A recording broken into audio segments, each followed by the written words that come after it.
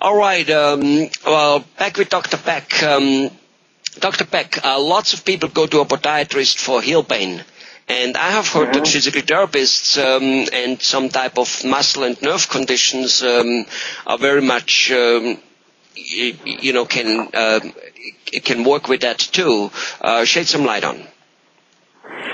Well, heel pain is a really common problem, particularly in my practice, and I think a lot of people's practices, their feet hurt. And one of the common conditions I see is called plantar fasciitis. And this is, again, another condition where we treat conjointly with the physical therapist. I provide the medical aspects of it, and they provide the therapeutic exercise aspect of it. Plantar fasciitis causes heel pain. What happens is you get tight tissue at the heel, and also tight heel cords and ankles can cause this stress and strain on the heel, causing a general inflammation in the heel joint. Now, from my end, the things I would do for this is, again, using things like anti-inflammatory medications. I can inject steroids into the heel. And then the therapist can look at the tissue itself and see where the tissue's tight, where the heel cords are too tight, whether the ankle muscles are not strong enough, and address those from a therapeutic exercise standpoint. So we kind of co-treat and attack the problem from two different sides, but we can be very effective for a very common condition. Now, for people that have never heard that word, plantar fasciitis, typically your heel hurts like heck. When you get up in the morning, it feels like you're walking on rocks. If you've been standing all day, you can't wait to get off your feet at night because your heels just burn and they hurt. And the condition is very treatable, though, and so, again, it usually requires a multimodal approach using different approaches, injections, therapy, and medications to get it under control. I see. So it's not just, or it is a foot, because I know that people go for that problem to a foot doctor, to a podiatrist, and he does all kinds of things from putting in arches, orthotics, and stuff like that. Does that have some value? Are you guys then doing that also in connection with it, or? Yeah, we frequently use orthotics or cushions in the heels and the shoes to help with it as well. The podiatrists tend to look at this as a orthopedic type of issue where there's a heel spur, and frequently they will proceed with surgical interventions to this.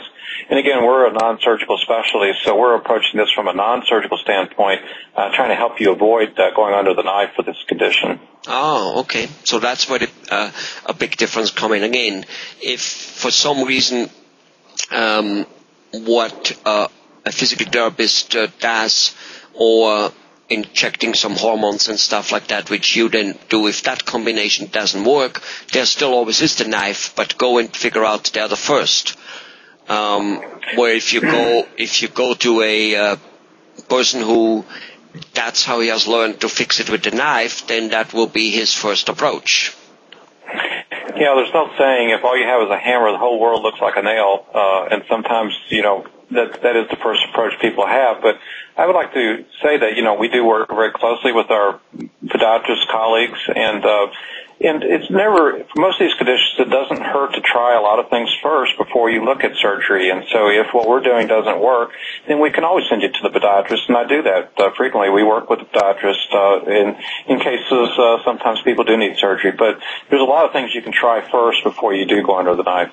And you have a pretty good idea, I suppose, especially with your nerve testing in connection. I don't know whether you would do that for that, but I assume you would, the way since it shows you that something is out wacko. But you probably have a pretty good idea that, look, physical therapy very most likely potentially will help you, versus it's beyond. You gotta go and get it taken care of surgery. You probably have a good idea that there's a good chance, and you wouldn't go and put a person through several months of treatment if you don't see a chance at all because it's so bad.